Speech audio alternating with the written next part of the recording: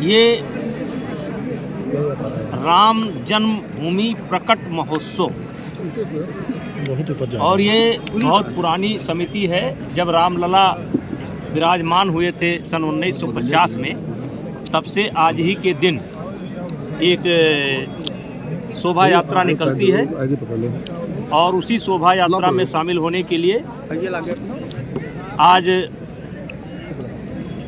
देवीपाटन मंडल के गोंडा, बहराइच, श्रावस्ती, बलरामपुर, बस्ती, फैजाबाद के कार्यकर्ता यहाँ पर मौजूद हैं। चूँकि संख्या को सीमित रखना है और इसमें अभी माननीय मुख्यमंत्री जी का कार्यक्रम इस समय चल रहा है, तो व्यवस्था की दृष्टि से उनके जाने के बाद हम लोग यहाँ से निकलेंगे और क्षीरेश्वर नाथ जो भगवान शिव का मंदिर है वहाँ से यात्रा प्रारंभ होगी और पूरे रामकोट और राम जन्मभूमि की परिक्रमा करके इस यात्रा का समापन हो जाएगा। ये शोभा यात्रा प्रतिवर्ष निकलती है। सांसद जी में कितनी संख्या में लोग हैं शोभा यात्रा में? देखिए, इसमें एक लिमिट रखना है संख्या का, इसलिए 5000 संख्या हमने अनुमानित की थी, चिन्हित की थी कि 5000 लोग ही चलें, क्योंकि एक सीमित संख्या में रहना है। क्योंकि अयोध्या में अभी बहुत कुछ निर्माण कार्य चल रहा है, तो किसी प्रकार का अवरोध ना हो, इसलिए एक घंटे का मात्र का ये कार्यक्रम है। इस समय हम लोग सरजू जी के एकदम किनारे उत्तरी छोर पर, आप अयोध्या से कह सकते हैं कि एयर दूरी 2 किलोमीटर पर हम लोग बैठे हुए हैं और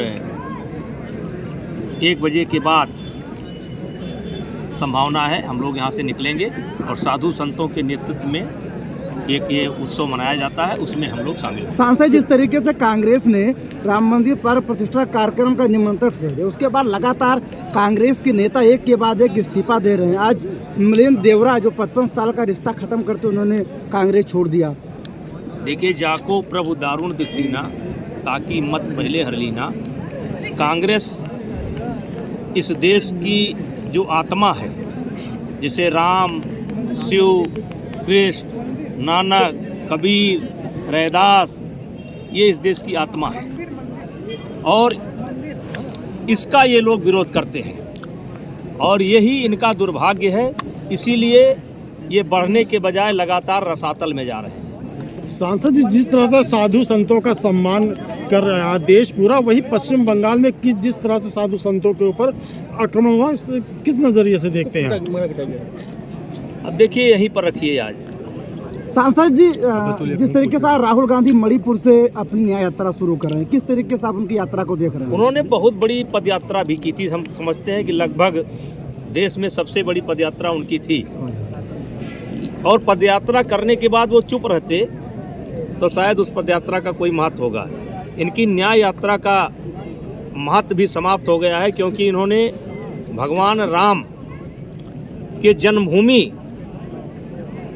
को विवाद में खड़ा किया है। ये जो 500 वर्ष का एक लंबे संघर्ष के बाद भगवान रामलला विराजमान हो रहे हैं और इस पर इन्होंने कह लीजिए कि एक सवाल पैदा किया है, तो ये चाहे जितनी न्याय यात्रा करें और चाहे जहां से करें, इनको कुछ मिलने वाला नहीं है। 2024 में कोई वैकेंसी खाली नहीं है। मोदी जी के नेतृत्व में पूरी भारतीय जनता पार्टी की टीम सरकार बनाने जा रही है। चाहे मणिपुर से शुरू करें, चाहे बंगाल से शुरू करें, यहाँ पर कोई वैकेंसी नहीं है। यहाँ वैकेंसी फुल हो चुकी है मोदी जी के नाम से। सांसद जी, सरकार का इंडिया गठबंधन की बैठक हुई, मल्लिकार्जुन खड़गे को इंडिया गठबंधन का संयोजक बनाया गया है। किस तरीके से आप देख रहे हैं? उसमें अखिलेश यादव, नीतीश कुमार ये सब शामिल नहीं थे, किस तरीके से देख रहे हैं? एक तो बनने में भी बहुत दिक्कत है और बन भी जाए तो कोई फर्क नहीं पड़ता है। मैंने बताया कि 2024 ही नहीं, हमको तो 29 में भी कोई वैकेंसी देश में खाली नहीं दिखाई पड़ती, जो राहुल बाबा के लिए हो या विपक्ष के लिए हो, कोई वैकेंसी खाली नहीं है। माननीय सांसद जी, उत्तर प्रदेश में एनडीए गठबंधन कितनी सीटों पर जीत रही है आगामी? मैंने बता दिया, कोई वैकेंसी खाली नहीं है। पूर्ण बहुमत की सरकार बनने जा रही है। सर, न्योता को उन्होंने स्वीकार कर लिया है, उन्होंने कहा कि हम प्रतिष्ठा के बाद में आएंगे। ये अपनी अपनी राय है, उसको विवाद में ले जाने की आवश्यकता नहीं है।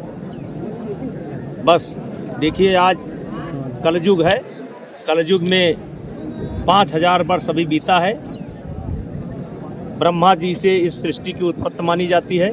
17 लाख कुछ हजार वर्ष का सतयुग था, 14 लाख कुछ हजार वर्ष का त्रेता था, 12 लाख कुछ हजार वर्ष का द्वापर था। और आज देखिए कि मोदी जी के नेतृत्व में पूरे देश के अंदर कलयुग के बजाय त्रेता युग का माहौल दिखाई पड़ रहा है। चारों तरफ जय श्री राम की धूम मची हुई है। सांसद जी, आप ही के पार्टी के सांसदों ने कहा कि अब अयोध्या के बाद मथुरा का नंबर है। भव्य जय मंदिर श्री राम।